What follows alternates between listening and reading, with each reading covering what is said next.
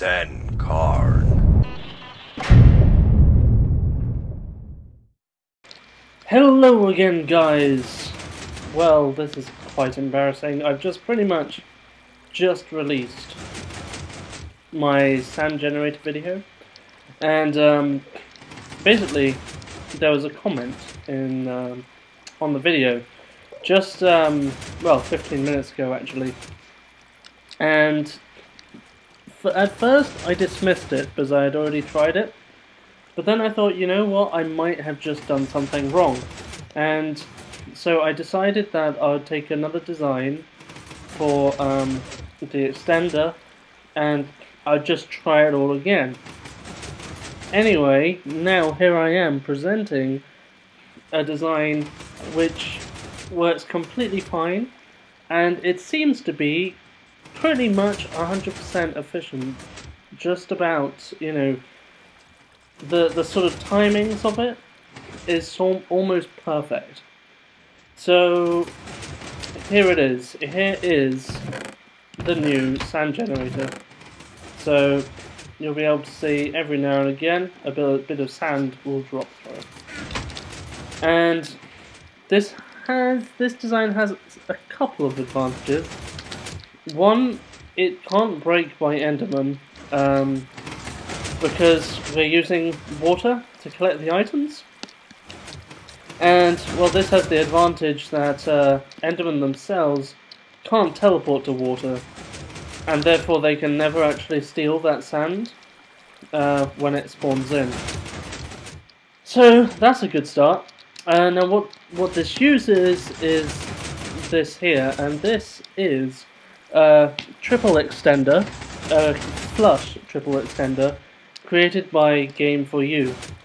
Now I'm actually just going to turn the sounds down on my mic off, just so they're not so deafening, because I'm wearing headphones, so you know. So yeah, we just have this triple piston extender here, which instead of pushing the block from the center to the outside, it actually pulls the block from the center to the outside. Now this works with a 4-tick delay, which is epic for this, because then I can use this this simple little clock here, and this is by far the least compact that it could be. It could be like super mega compact, but hey ho, it doesn't really matter. There's actually quite a small amount of redstone required for this part, so it really isn't a big deal. And anyway, yeah, so we have this sand that spawns in, and then the triple piston extender brings it to the side. It gets dropped down, and then it goes through this piston here, gets pushed across in this row of 4 sand, down, and then into the end portal over there again. Of course, if we were going to do this properly, you probably wouldn't have your end portal below your obsidian platform, so you will need to transport that sand along and through in a long path like this. And I actually showed this in the last video, but essentially if I just get some sand and I place it down here, say, so all the sands were actually pushed along the line here, and you see this Enderman here, he took a block of sand, and that was from this large conveyor thing, and then we just push it directly off into the portal and then back to the overworld, and from there again we push it to the end portal in the overworld. But there you go. And so this is my setup over here, super mega compact.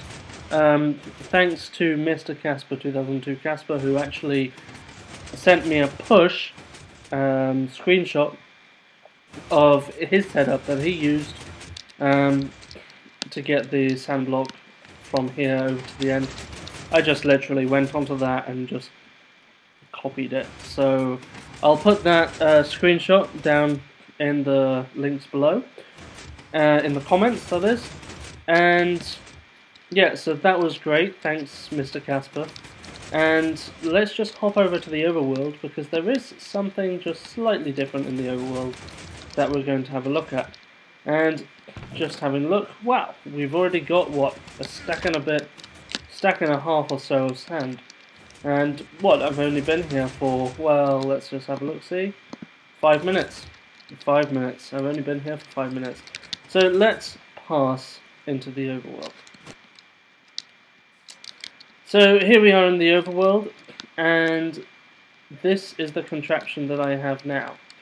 So one of the problems that I was having is this baby isn't going to shut up, is he?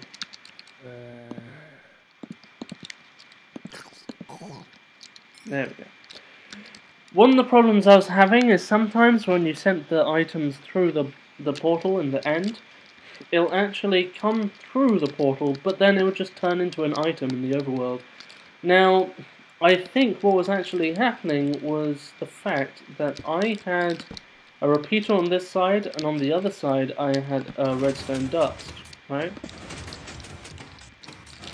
Okay, well that's nice.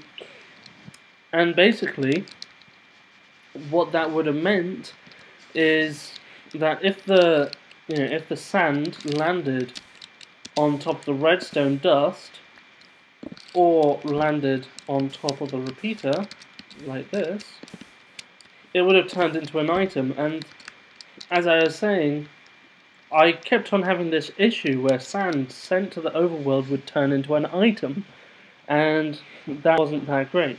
So instead, I implemented this, which is just a simple bud switch, and we just have a little torch here, and then it goes into a pulse lengthener, and then it goes into this little thing here. Now what's going to happen here is when this piston retracts, the sand block over here is going to start falling.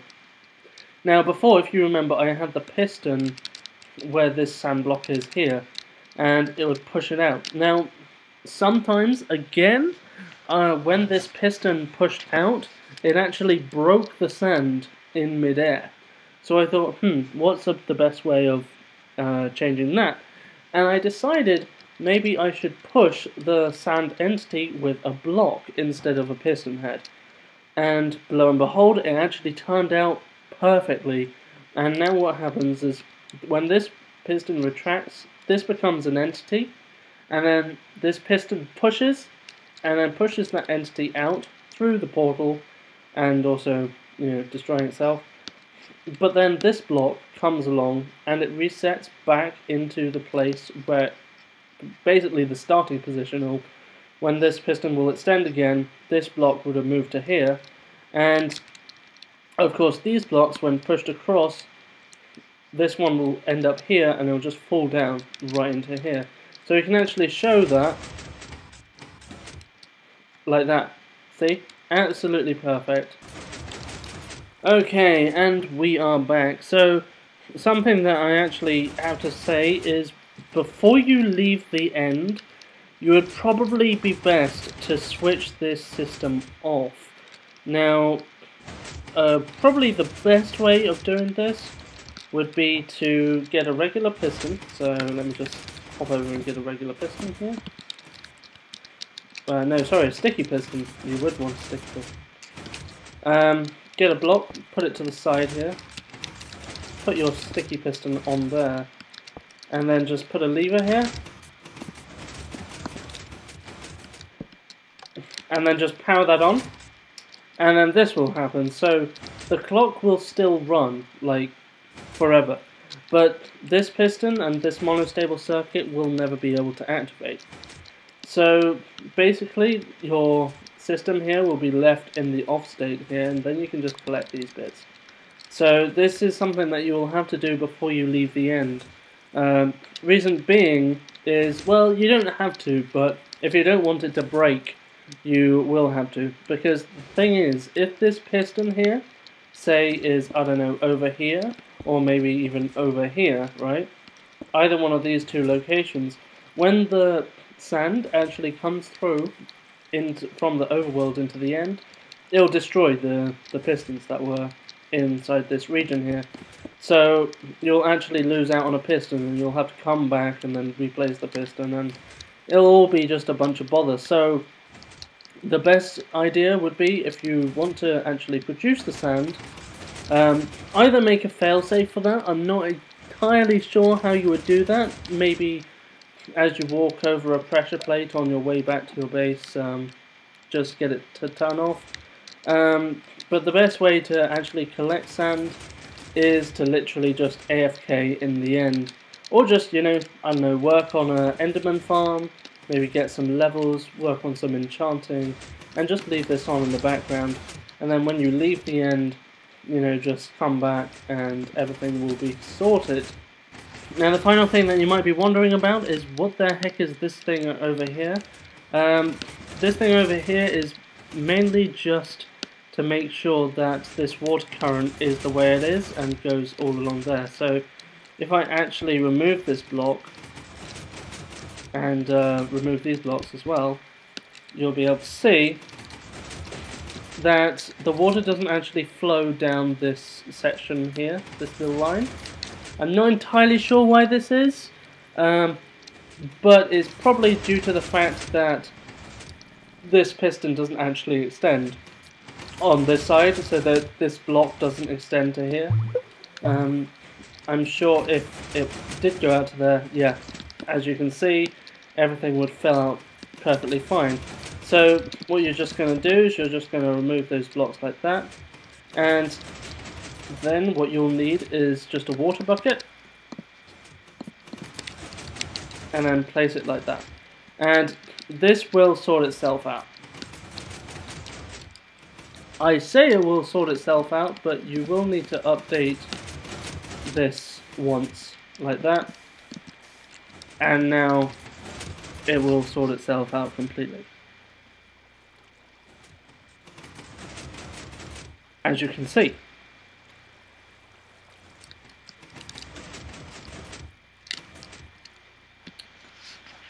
So guys, that's it. This is 1.7.2 or 1.7.3 even, and this is the first fully automatic sand generator that works in 1.7.3, which is awesome because, you know, sand. We like sand and everything, so yeah, why the hell not have an automated version. Just a recap on how overpowered it is. Again, you will need all these lines of sand. So you're actually going to need a lot of sand if you're going to do this legitimately, because I've just spawned in a portal just down there. You're probably not going to have that. You're probably going to have to make up some fancy sort of this sort of sand transport to actually get this whole thing to work. Make sure that you use methods which do work in unloaded chunks, because I'm not entirely sure, but I think repeaters and such may not work in unloaded chunks anymore, but don't quote me on that, because I'm not entirely sure whether that was changed recently or not. Anyway guys, thanks for watching, and I'll probably put down a world download of this world in the description, just in case you need it, and I guess I'll see you guys next time. Just so you guys note, in the world download I will have this on, so essentially this won't be working as soon as you load up the world, and you'll have to deactivate this lever in order for the whole thing to start working again.